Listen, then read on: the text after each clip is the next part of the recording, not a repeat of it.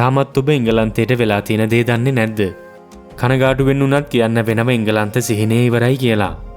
මෙහෙම කියන්නේ අය කියලා තමයි අද මේ වීඩියෝ එකෙන් ඔබ දැනුවත් කරන්නේ. ලංකාවේ අපි ඇතුළු මුළු ලෝකයේම එංගලන්තයට ආදරයට කියන්නේ UK කියලා. පුරා දශක ගණනාවක් තිස්සේ ලංකාවේ අපට UK කියන්නේ හීනයක්. මොකද හොඳ ජීවිතයක් ඉහළ වැටුපක්ෂා දරුවන්ට හොඳ අනාගතයක් වගේ හැමදේම එංගලන්තයේ තියෙනවා කියලා තමයි අපි හිතන් හිටියේ. නමුත් 2026 වෙද්දී ඒ තත්ත්වය ගොඩක් වෙනස් වෙලා. මේ වෙනකොට ලෝකයේම හොල්ලන විදිහ අලුත් ප්‍රවණතාවයක් එලෙට ඇවිත් තියෙනවා. දන්නවද එංගලන්තයේ පදිංචි වෙලා හිටපු මිනිස්සු ඒ රට දාලා වෙනත් රටවලට යන්න පටන් අරන්. මේ කියන්නේ නිකම්ම නිකන් නික්ම යාමක් ගැන නොවේ. මේ වාර්තාගත එංගලන්ත ඉතිහාසයේ සිදු වූ මිනිසුන් රටෙන් නික්ම යන මහා සංක්‍රමණයක්. UK හීනය බිඳ වැටුනේ ඇයි? ලංකාවේ ඉඳන් ලක්ෂ ගණන් වේදම් කරලා එහි යන්න බලන් ඉන්න අයටත් මේ වෙනකොටත් එහි ඉන්න අපේ අයටත් මීළඟට මොන වගේ දේවල් වලට මුහුණ දෙන්න වේවිද? මේ වෙනකොට UK වල ඇත්තම තත්ත්වය මොකද්ද? මේ වීඩියෝ එකෙන් අද අපි කතා කරන්නේ කාටවත් නොපෙනෙන එංගලන්තයේ ඇතුලේ ඇත්තම කතාව ගැනයි. මේ ගැන දැනගැනීමට පෙර ඔබ අපිව subscribe කරලා නැත්නම් දැම්ම subscribe කරන්න. කුඩා සීනුවේ බුවත් අලුත් වීඩියෝ එකක් දාපු ගමන් ඔබට දැනගන්නටත් පුළුවන්. මුලින්ම අපි බලමු ඇයි මිනිස්සු මේ රට දාලා යන්නේ කියලා. ප්‍රධානම දේ තමයි සල්ලි. මම ඔබට හොඳින් තේරුම් ගන්න පුළුවන් වෙන්න සරලවම කියන්නම්. දැන් එංගලන්තේ ජීවත් වෙනවා කියන්නේ ලොකු ආර්ථික යුද්ධයක් කරනවා වගේ වැඩක්. දැන් ඔබට ඇති වෙන ප්‍රශ්නේ තමයි ඇයි එහෙම කියන්නේ කියලා. මේ වීඩියෝ එකෙන් අපි ලස්සනට පිළිවෙලට පැහැදිලි කරගමු. මේ වෙනකොට තියෙන දත්තවලට අනුව ලන්ඩන් වගේ නගරයක සාමාන්‍ය නිවසක රෙන්ට් එක විතරක් මාසෙකට පවුම් 2000ක් විතර වෙනවා.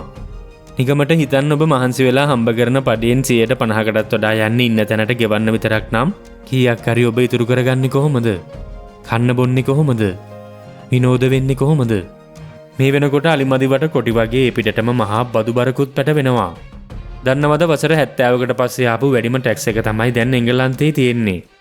සාමාන්‍ය භාෂාවෙන් කිව්වොත් ඔබ හම්බ කරන හැම පවුමකින්ම ලොකු කොටසක් ආණ්ඩුවට දෙන්න වෙනවා. මේ වගේ තත්ත්වයකදී මම රෑදවල් මහන්සි වෙලා වැඩ කරන්නේ ආණ්ඩුවටයි ගෙවල් අයිතිකාරයටයි සල්ලි හම්බ කරලා දෙන්නද? මෙහෙම මේ රටේ මිනිස්සුන්ට හිතෙන එක සාධාරණයි. මේ සමගම තවත් මහා ප්‍රශ්න රැසක් ආරම්භ වෙනවා. මේක යට තියෙන භයානකම කතාව තවම මම ඔබට කිව්වේ නැහැ. දැන් අපි ලංකාවේ අයට වදින පහර ගැන කතා කරමු. මේක තමයි මේ වීඩියෝ එකේ වැදගත්ම කොටස. මීට අවුරුදු 2-3කට කලින් කෙයා වර්කර්ස්ලා විදියට ගිහපු අයට තමන්ගේ පවුල එංගලන්තයට ගෙන්න ගන්න පුළුවන්කම තිබුණා කියලා ඔබ දන්නවා ඇති. නමුත් අවාසනාවකට දැන් මේ නීති සම්පූර්ණයෙන්ම වෙනස් වෙලා. මේ වෙනකොට තියෙන නීතිවලට අනුව කෙයා වර්කර්ස්ලාට හෝ මාස්ටර්ස් කරන ස්ටුඩන්ට්ස්ලාට තමන්ගේ ඩිපෙන්ඩන්ස්ලා ඒ කියන්නේ බිරිඳ සැමියා හෝ දරුවන් එහි ගෙන්න ගන්න බෑ. ඉතින් අවසානයේදී මේකේ තේරුම මොකද්ද දන්නවද? පවුල ලංකාවේ ඔබ එංගලන්තේ. මේ නිසා පවුල් පිටින් වෙන් වෙලා ජීවත් වෙන්න සිද්ධ වෙලා තියෙනවා. මේ දේවල් ඇහුවම පුදුම හිතුණට මේක තමයි අද එහි ඇත්තම තත්ත්වය. තවම ඉවර නැහැ. පටන් ගත්තා විතරයි. කලින් අවුරුදු 5ක් ඉද්දි ලැබුණු PR එක නැත්තම් සෙටල්මන්ට් එක දැන් අවුරුදු 10ක් විතර යනකම් මැදෙන විදියට තමයි නීති හදමින් තියෙන්නේ. මේ නිසා ඔබට ඒ රටේ පුරවැසිභාවය ගන්න නම් අවුරුදු 10ක් මහා බදු බරක් කරපින්නාගෙන දුක්ඛ දෝමනස්සයන් විඳදරාගෙන කට්ටක් කන්න වෙනවා. තව දේමදිවට වීසා ෆීස් සහ සෞඛ්‍ය ගාස්තු 30%කට වඩා වැඩි කරලා තියෙනවා. මේ හැම දෙයකටම අමතරව ඉංග්‍රීසි භාෂා අවශ්‍යතාවය පවා දැන් වැඩි කරලා තියෙනවා. කලින් තිබුණු B1 ලෙවල් එක දැන් B2 දක්වා ඉහළ දාලා. ඇයි එංගලන්ත රජය මෙහෙම කරන්නේ? කෙටියෙන්ම කිව්වොත් එංගලන්ත රජය මේ උත්සාහ කරන්නේ සංක්‍රමණිකයින් එන එක පාලනය කරන්න. නමුත් ඒකෙන් වෙන්නේ මැද පන්තියේ මිනිස්සුන්ට සහ අපේ රටවල මිනිස්සුන්ට ඒ රටේ ජීවත් වෙන්න තියෙන අවස්ථාව දැඩි ලෙස සීමා වෙන එක. දැන් කෙනෙක් කියන්න පුළුවන් එංගලන්තය කියන්නේ දියුණු රටක් නේ ඔවා මොන ප්‍රශ්නද කියලා. පොඩ්ඩක් ඉන්නකෝ ඒක මේ ටිකත් අහලම තීරණය කරන්න. මේ වෙනකොට එංගලන්තයේ ප්‍රසිද්ධම සෞඛ්‍ය පද්ධතිය එහෙමත් නැත්නම් NHS එක දැන් තියෙන්නේ ලොකු අර්බුදයක. ડોක්ටර් කෙනෙක් හම්බ වෙන්න සති ගණන් මාස ගණන් පොලිමේ ඉන්න වෙනවා කිව්වොත් ඔබ පුදුමයටපත් වේවි. මේ කියන දේ බොරු නම් UK වල ඉන්න ඔයාගේ යාළුවගෙන් අහලා බලන්න. තවත් දෙයක් තමයි මේ වෙනකොට අනිත් පැත්තෙන් අපරාධ රැල්ලක් රට පුරා ව්‍යාප්ත වෙමින් යනවා. විශේෂයෙන්ම ලන්ඩන් වගේ නගරවල පාරේ ෆෝන් එකක් කරන්න යන්න බැරි තරමට හොරකම් වැඩි වෙලා කියලා වාර්තා වෙනවා. මේ අතින් ලංකාව හොඳයි කියලා ඔබේ රටේ ඉන්න යාළුවගෙන් ඇහුවොත් කියයි. දැන් හිතලා බලන්න ලොකු බදු මුදලකුත් ගෙවලා රෙන්ට් එකට ලොකු සල්ලි ප්‍රමාණයක් දීලත් ඔබට ලැබෙන පහසුකම් අඩු වෙනවා නම් තවදුරටත් ඒ රටේ ඉන්න එකේ තේරුමක් තියෙනවද? මෙන්න මේ ප්‍රශ්නේ නිසා තමයි හේපදිච්ච සුදු ජාතිකයෝ පවා දැන් ඕස්ට්‍රේලියාව නවසීලන්තය වගේ රටවල් වලට යන්න උත්සාහ කරන්නේ. දැන් අපි බලමු ලංකාවේ ඉඳන් ලක්ෂ 60-70ක් වේදම් කරලා හේ යන්න හීන දකින්න අයට මොකද වෙන්නේ කියලා. ගොඩක් අය කරන්නේ ලංකාවේ තියෙන ගේ දොර රත්තරන් බඩු උකස් කරලා නැත්තම් විකුණලා මේ මුදල් හොයාගන්න එක. නමුත් ඔබ හේ ගියාට පස්සේ ඔබ ලබන වැටුපෙන් රෙන්ට් එකයි කෑම බීමයි බිල් වලටයි ගෙව්වට පස්සේ ලංකාවට එවන්න සල්ලි ඉතුරු වේවිද? මේක හරියට දහසක් බලාපොරොත්තු පොදි බැඳගෙන මිරිගුවක් පස්සේ යනවා වගේ වැඩක්. සැපවත් ජීවිතයක් ගත කරන්න ඔබ හිතාගෙන හිටියට ඔබට ලැබෙන්නේ කලින් තිබුණටත් වඩා ලොකු ආර්ථික පීඩනයක් වෙන්න පුළුවන්. මම මෙහෙම කියන්නේ ඔබ බය කරන්න නොවේ.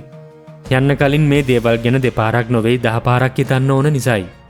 ලංකාවේ තියෙන තත්ත්වයට එක්ක ගේමක් ගහන්න නම් ගොඩක් දෙනෙක් හිතන් ඉන්න විදියට රට යන්නම වෙනවා. මේ කියන දේ වරදක් නැහැ. නමුත් 2026 අවුරුද්දේ එංගලන්තය කියන්නේ මීට අවුරුදු 5කට කලින් තිබුණු එංගලන්තය නොවේ. ලෝකය වෙනස් වෙලා, නීති දැඩි වෙලා. නමුත් කෙනෙක් හිතන්න පුළුවන් මේ වගේ රටකට යන්න තියෙනව නම් මොනව වුණාම මොකද කියලා. නිකමට ඔබ UK ඉන්න ඔබ දන්න කෙනෙකුගෙන් අහලා බලන්න. මතක තියාගන්න ඕන් කියන කතාවත් මේකම තමයි.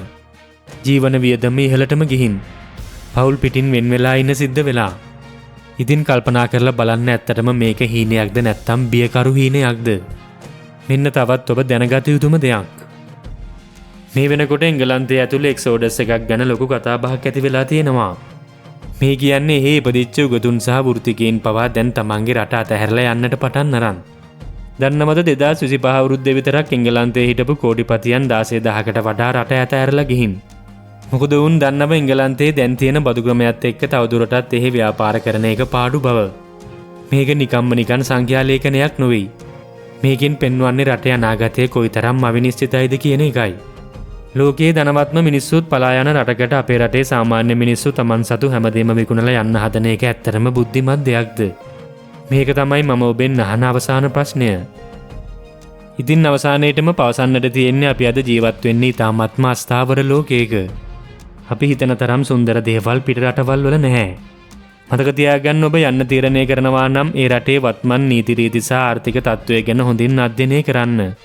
පරණ තොරතුරු වලට රැවටිලා ඔබේ ජීවිත කාලයම මහන්සි වෙලා හම්බ කරපු දේවල් අනතුරේ දාගන්නට එපා. වෙහසක් දරා ඔබ වෙත ගෙනාපු මේ වීඩියෝවට ඔබ එකතු කරන පුංචි කමෙන්ට් එකක් වුණත් මෙවැනි ඔබ නොදත් වටිනා දේ ඔබ වෙත හෙට දිනෙන් ගෙන එන්න ලොකු ශක්තියක්. විශේෂයෙන්ම එංගලන්තයේ ඉන්න අපේ අයගෙන් මම ඉල්ලනවා ඔයාලා අත්විඳින ඇත්තම තත්ත්වය පහලින් කමෙන්ට් කරන්න. ලංකාවේ ඉඳන් එහෙ ඉන්න අයට ඒක ලොකු උදව්වක් වේවි. මේ ෂෙයා කරලා හැමෝම දැනුවත් කරන එකත් ඔබේ වගකීමක්. තවත් මෙවැනිම සැබෑ යථාර්ථය හෙළි කරන වීඩියෝවකින් හමු වෙමු. තාමත් ඔබ අපව සබ්ස්ක්‍රයිබ් කරලා නැත්නම් දැම්ම සබ්ස්ක්‍රයිබ් කරන්න.